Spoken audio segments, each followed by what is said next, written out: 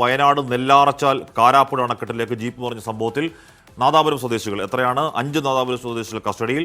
Video ചിത്രീകരണത്തിനിടയിലാണ്, റീലൊക്കെ ആയിരിക്കണം, video ചിത്രീകരണത്തിനിടയിലാണ് jeep അണക്കെട്ടിലേക്ക് മറിഞ്ഞതെന്നാണ് നാട്ടുകാർ പറയുന്നത്.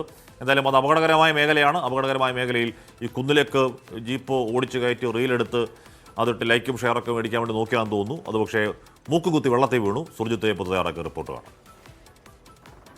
നെല്ലാറച്ചാലിൽ ഇന്ന് രാവിലെയാണ് ജീപ്പ് അപകടത്തിൽപ്പെട്ടത്. ഇവിടുത്തെ വ്യൂ പോയിന്റിലേക്ക് വന്ന ജീപ്പ് നേരെ കാരാപ്പുഴ അണക്കെട്ടിലേക്ക് നിയന്ത്രണം വിട്ട് പതിക്കുകയായിരുന്നു എന്നുള്ളതാണ് പറയുന്നത്.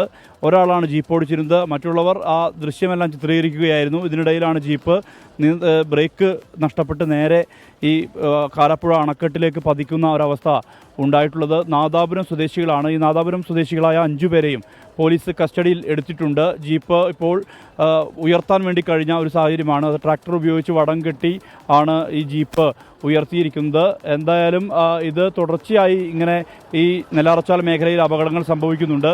റീൽസ് ചിത്രീകരണത്തിൻ്റെ ഭാഗമായി കഴിഞ്ഞ ഏതാനും ദിവസം മുമ്പാണ് ഒരു ട്രാക്ടർ ഇവിടെ അഭ്യാസ പ്രകടനം നടത്തിയത്. ആ അഭ്യാസ പ്രകടനത്തിനൊടുവിൽ ട്രാക്ടർ തലകീഴായി മറിയുന്ന ഒരവസ്ഥയാണ് ഉണ്ടായത്. ഇതുമായി ബന്ധപ്പെട്ട് കർശനമായ നിയമ നടപടിയിലേക്ക് പോലീസ് കടക്കുന്ന ഒരു സാഹചര്യമുണ്ട്. കാരണം ഇതിനെതിരെ ലൈസൻസ് അടക്കം റദ്ദാക്കുന്ന നടപടിയിലേക്ക് കടക്കുകയായിരുന്നു. ഇതിനിടയിലാണ് ഇങ്ങനത്തെ സംഭവങ്ങൾ ഇവിടെ വീണ്ടും ആവർത്തിക്കുന്നൊരു അനുഭവം ദിവസങ്ങൾക്കുള്ളിൽ ഉണ്ടായിരിക്കുന്നത് എന്നുള്ളതാണ് നമുക്ക് കാണാൻ കഴിയുന്നത്. അല്പസമയം മുമ്പ് ഇവിടെ അസിസ്റ്റന്റ് എക്സിക്യൂട്ടീവ് എഞ്ചിനീയറുടെ നേതൃത്വത്തിലുള്ള ഇറിഗേഷൻ വകുപ്പ് സംഘം ഇവിടേക്ക് എത്തിയിരുന്നു. ഒപ്പം തന്നെ പഞ്ചായത്തിലെ ജനപ്രതിനിധികൾ അടക്കമുള്ളവർ ഇവിടേക്ക് എത്തിയിരുന്നു. അവർ വ്യക്തമാക്കുന്ന കാര്യം, ഇവിടെ ഇങ്ങനെ ഇറിഗേഷൻ വകുപ്പിന് കീഴിലാണ് ഈ സ്ഥലമുള്ളത്. അതുകൊണ്ട് തന്നെ ഈ സ്ഥലം എന്ന് പറയുന്നത് ഇറിഗേഷൻ വകുപ്പിൻ്റെ കീഴിലുള്ളതാണ്. മറ്റ് നടപടികൾ, അതായത് ഇവിടെ ഒരു കാവൽക്കാരനെ നിയമിക്കാനോ മറ്റും തയ്യാറാകാത്ത ഒരു സ്ഥിതിയുണ്ട് എന്നുള്ളതാണ് ആക്ഷേപം. അത് പരാതി തന്നെയാണ്. അങ്ങനെ ഒരവസ്ഥയിൽ നിന്നുകൊണ്ടാണ് ഇങ്ങനെ ഇത്തരത്തിൽ അപകടങ്ങൾ ഉണ്ടാകുന്നത്.